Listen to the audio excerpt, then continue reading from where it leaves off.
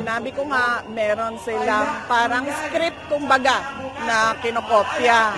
Parang gusto nilang palabasin na si Inday Sara ay isang corrupt, abusado, taksil, na murderer, na warlord.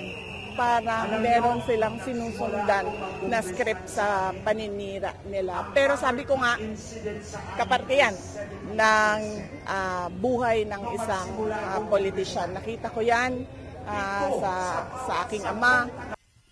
Opo, nandito ako para unang-una magpasalamat sa lahat ng miyembro ng Kingdom of Jesus Christ, sa lahat ng personahe ng SMNI at sa lahat ng mga taga-suporta ni Pastor Apollo Kibuloy. Nagpapasalamat kami sa inyong suporta, sa aking opisina, sa opisina ng Vice Presidente at sa Department of Education at sa trabaho ko sa OVP at sa Department of Education. Nandito din ako para manawagan sa lahat na ipagdasal natin ang ating bansa.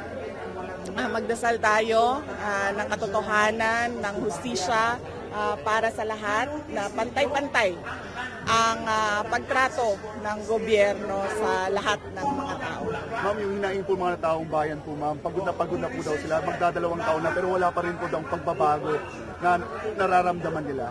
Opo, yan po ay karapat-dapat na iakyat nila sa ating Pangulo. Meron pong sa lahat naman ng mga complaints ay pwedeng mapag-usapan ng merong diplomasya.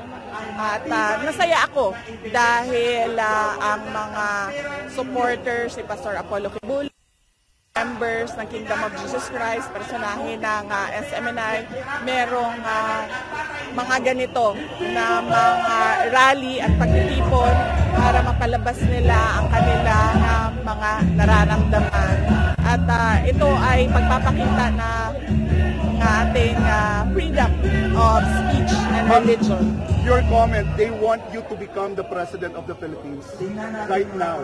Apo, ang alam mo kasi sinasabi ko lagi, no, ang buhay politika, ang buhay ng tao, hindi natin alam kung ano yung mangyayari bukas. Kaya ang lagi na lang nating pwedeng gawin ay magdasal sa Diyos, magdasal para sa bayan natin, magdasal para sa katotohanan, magdasal para sa hustisya, and syempre magdasal para mabigyan ng wisdom na magawa yung trabaho natin. Sa ngayon, ang tinututukan ko ay ang trabaho ko, mandato ko sa Office of the Vice President, at yun ay ang pagtatrabaho para sa ating bayan, ang pagserbisyo, pagpapaabot ng serbisyo ng gobyerno sa ating mga kababayan, at ang trabaho ko sa Department of Education para maiangat natin, mapataas natin ang kalidad ng edukasyon. Ma'am, ano na lang yung aasahan ng mga taong bayan sa Office of the Vice President sa gitna po ng mga nangyayari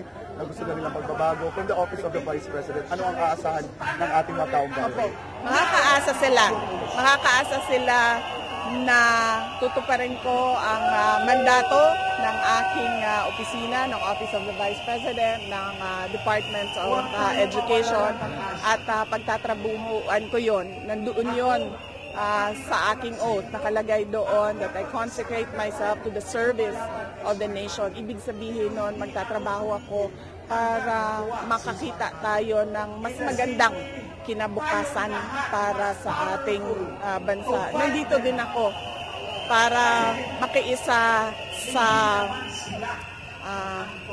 pangdarahas, pang-aapi sa SMNI. Clearly, it is a violation of the freedom of media, no? At nandito din ako para suportahan si Pastor Apollo Kibuloy kasi nakikita natin na this is a trial by publicity. Mga hearing na walang pinupuntahan, mga witnesses kuno nga nagkukubli kung ano yung kung sino yung totoong identity nila. At one-sided siya. Lahat atake, lahat paninira kay Pastor Apollo Kibuloy. And ma'am, sa kabila po ng black ops against you, you will continue to work as a Vice President and the Education Secretary? Yes, opo. Lumaki ako sa politika. Kaya alam ko na ang black propaganda ay kaparte ng journey ng isang politician. So sinabi ko nga, meron silang parang script kumbaga na kinokopya.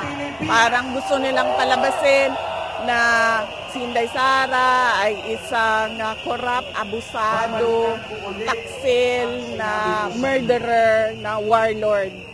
Parang meron silang sinusundan na script sa paninira nila. Pero sabi ko nga, kaparte yan ng buhay ng isang politician. Nakita ko yan sa aking ama, nakita ko yan sa buong bansa, sa mga politiko natin. So hindi na siya nakakapagtataka na meron talagang paninira. Ma'am, last lang po. Sigaw ng taong bayan, Inday Sara Duterte. Ano po yung nararamdaman po ninyo? Andito ako ngayon sa Laban Kasama ang Bayan para magpasalamat sa mga tao sa kanilang suporta sa akin at ang kanilang suporta sa aming pamilya, ang pamilya Duterte. Napakalaki ng utang na loob namin sa taong bayan, hindi lang sa mga taong nandito, kundi sa lahat ng mga kababayan natin sa buong bansa dahil binigyan nila kami ng pagkakataon na makapagserbisyo sa ating bayan. Maraming salamat po, ma'am. Thank you po. Thank you.